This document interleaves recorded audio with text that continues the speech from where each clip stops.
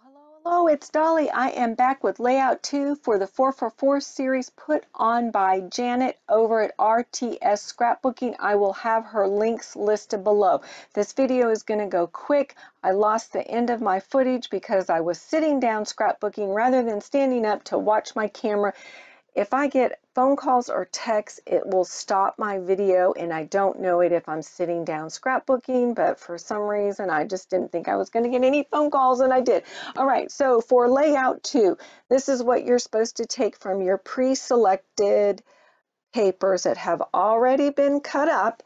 So for layout 2, from pattern paper 1 and pattern paper 2, you're supposed to take 2 each of the 3" by 4" squares. From pattern paper 4 and pattern paper 3 and pattern paper 4, you're supposed to take 1 3" by 4". And then from pattern paper 3, you're supposed to take 3 of the 1" by 4". But you will see on my layout, from pattern paper 4, I took 2 of the 3 by 4 and left the blue, because see that darker blue? That is pattern paper number 3, and I had to use 3 1 by 4 inches, which I used to tuck in. And the blue, it was too much blue. I couldn't make it work. So it's okay, because you can just alter it when you have to use it for layout 3 or 4, but however Janet tells us and when Janet tells us. So you have to follow her video. So I put these up a couple days after she releases her instructions on how we're supposed to, or what papers we're supposed to use to create our layout. All right, so from my kit, I am grabbing or selecting embellishment items that are fairly close to the different colors in the flower pattern paper that you see above the photograph. The other one is kind of hidden to the left of the photograph. These are older photographs of my 2 older children, both when they were each about 4 months old, but they're 2 years apart. And my son, which is the one to the farthest left, you can see it's already yellowing.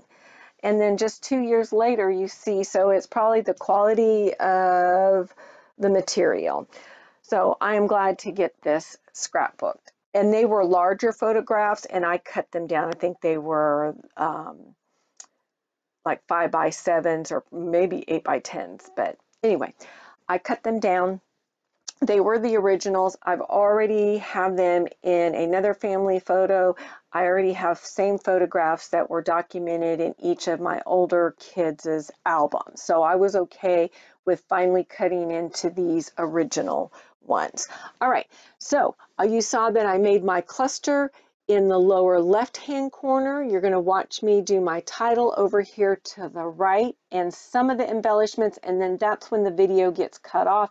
But I do have still photos at the very end that you're going to see in detail the cluster that I will put up in the upper left-hand corner. Along, you're going to see with the lower left-hand corner, and then over to the right.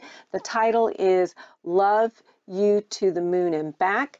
I will add little round white and black stickers that will say you by where it says love, and then where you just saw me put yep is going to be back, so it's going to be Love You to the Moon and Back. And then I will be adding some sequins and some enamel hearts over there by the title. I add another washi strip, just a partial one. I kind of rip it, that goes right underneath the flower up to about the O of the moon, and then I drew some lines where I'll do some journaling. And like I said, here comes the still shots. Again, I will have the link to Janet's channel below. She'll show you how to put your kit together, how to cut your papers, and then she shows you ideas for each layout as she releases them. There's the upper left-hand corner cluster, so I have a butterfly, an enamel, a word sticker. Here I'm using chipboard, a die cut, an enamel cat, and then some enamel, oh gosh, I can't, oxidant, I can't think.